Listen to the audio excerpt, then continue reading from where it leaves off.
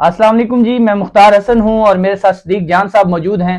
صدیق جان صاحب، پاکستان تحریک انصاف کی ناکامیوں کی جو اگر ہم فہرست نکالیں تو بہت لمبی ہے، لیکن آپ کیا سمجھتے ہیں پاکستان تحریک انصاف کے اندر جو ہے وہ سب سے بڑا ذمہ دار کون ہے؟ اور اگر عمران خان صاحب سے ملاقات ہو جاتی ہے تو عمران خان صاحب سب سے پہلے کس بندے کو ٹارگٹ کریں گے جو سیاسی فیصلے صحیح نہیں کر رہا، یا جو آپ سمجھتے ہیں کہ اس کا جو ہے اب صفایا ہو جائے گا؟ یہ تو مجھے نہیں پتا کہ عمران خان صاحب سب سے پہلے کس کا سیاسی سر اتاریں گے اور اس کو فارغ کریں گے، لیکن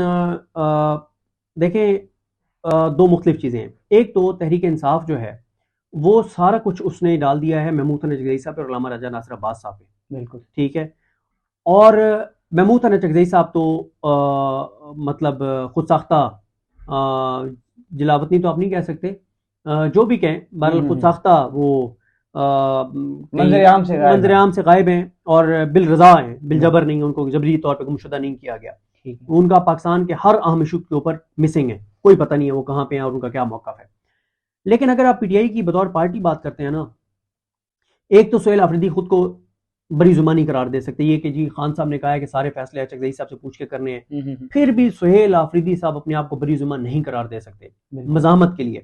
ان کو یہ چیز ہانٹ کرتی رہے گی کہ یہ 2 ماہ وہ ہاتھ پہ ہاتھ رکھ کے کیوں بیٹھے، انہوں نے اسٹیپ موومنٹ کیوں نہیں کی، وجوہات کچھ بھی ہو، اس سے بڑا نقصان ہوا ہے، عمران خان کو بھی نقصان ہوا ہے، پی ٹی آئی کو بھی نقصان ہوا ہے، سہیل آفریدی کو خود بھی نقصان ہوا ہے۔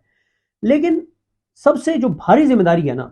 وہ ہے سلمان اکرم راجہ صاحب پر، کیونکہ وہ سیکرٹری جنرل ہیں۔ بالکل بطور سیکرٹری جنرل ان کا یہ کام ہے کہ انہوں نے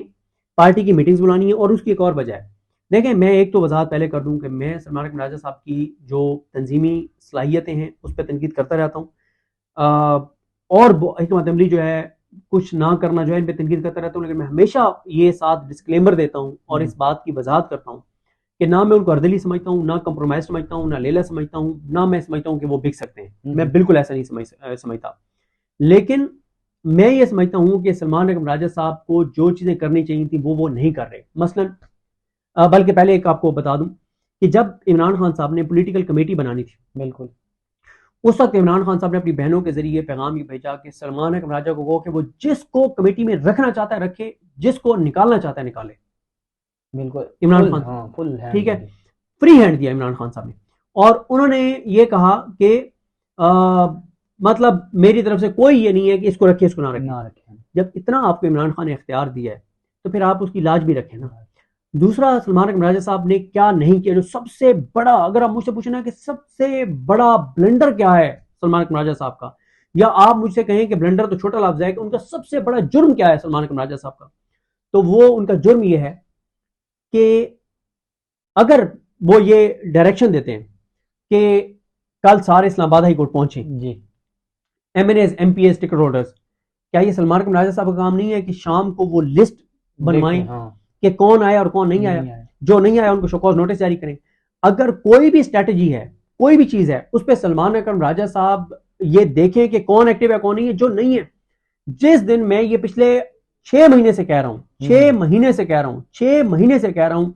جس دن سلمان اکرم راجہ صاحب نے کسی ایک ایم این اے، ایم پی یا ٹکٹ ہولڈر کو شوکاز نوٹس جاری کر دیا نا اور اس کو فارغ کر دیا،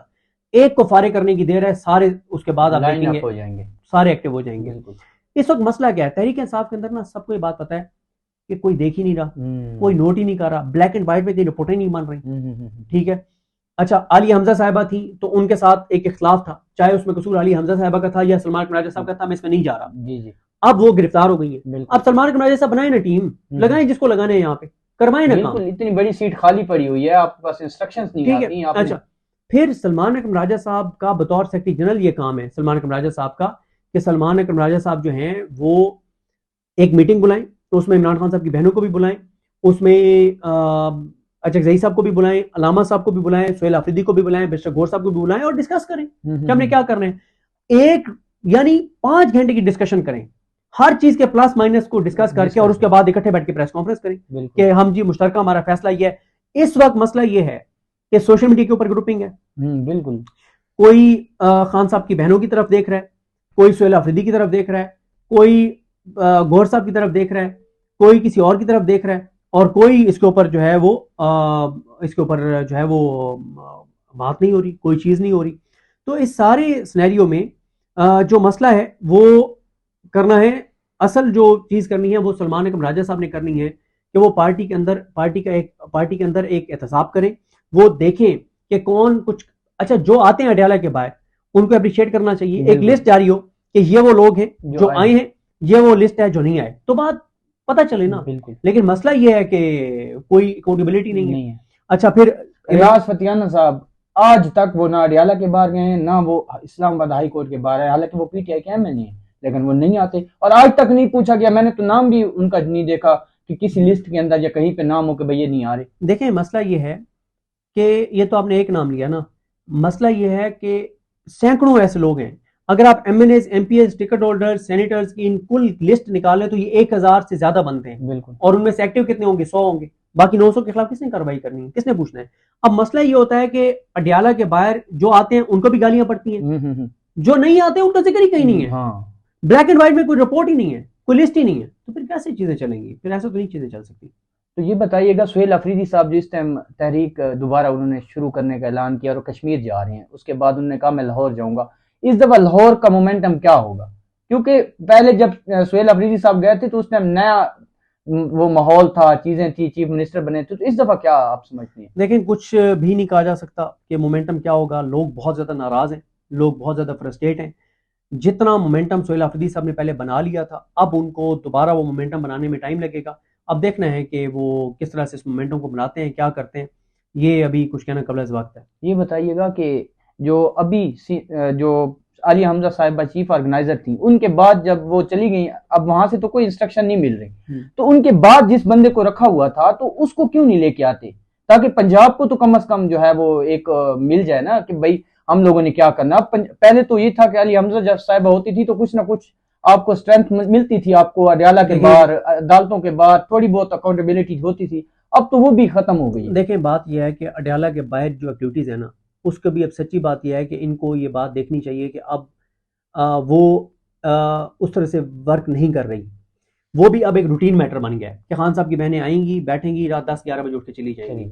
جب تک وہاں پہ بھی 10,000 لوگ جو علیمہ خانم صاحبہ کہتی ہیں نہیں آئیں گے، کوئی اثر نہیں ہے اس کا۔ ہاں میں یہ نہیں کہہ رہا کہ ان کو نہیں جانا چاہیے، کیونکہ وہ جاتی ہیں تو تھوڑی سی ایکٹیویٹی پھر بھی ہو جاتی ہے، لیکن وہ اتنی مؤثر نہیں ہے جتنی ہونی چاہیے، ان نے خود غیر مؤثر کر دی ہے نا۔ اب آپ مجھے بتائیں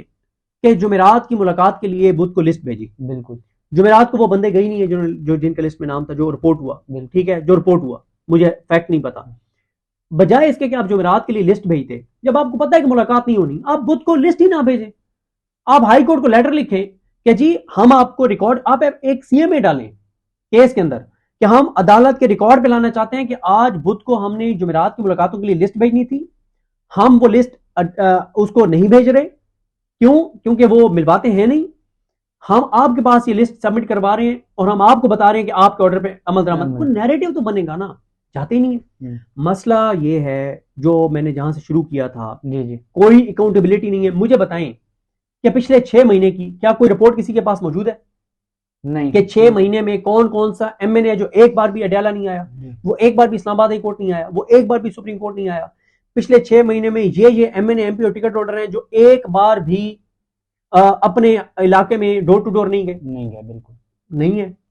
ٹھیک ہے نا۔ تو اس لیے مسئلہ ہے پی ٹی آئی کا اکاؤنٹیبلٹی کا نہ ہونا، جو لوگ آتے ہیں ان کو اپریشیٹ نہ کرنا، جو نہیں آتے ان سے سوال نہ کرنا، یہ وہ مسائل ہیں۔ اور پھر ایک اور بات ہے، دیکھیں اگر آپ نے اسٹریٹجی بنانی ہے، ہر ایک اپنا منہ سر ہے، ہر کے اپنی جسٹیفیکیشن ہے، میں بار بار کہہ رہا ہوں ایک کمرے میں آپ سارے کیوں نہیں بیٹھتے؟ آپ ایک کمرے میں بیٹھ کے ڈسکس کریں اور کسی نتیجے پہ پہنچے، جب تک آپ نہیں پہنچتے تو یہ چیزیں چلتی رہیں گی۔ بہت شکریہ، صدیق جان صاحب ہمارے ساتھ موجود تھے، جو بھی نئی اپڈیٹ ہوگی آپ لوگوں کو پھر ایک دفعہ ہم آپ کے سامنے پیش ہوں گے، اجازت دیجیے، اللہ حافظ۔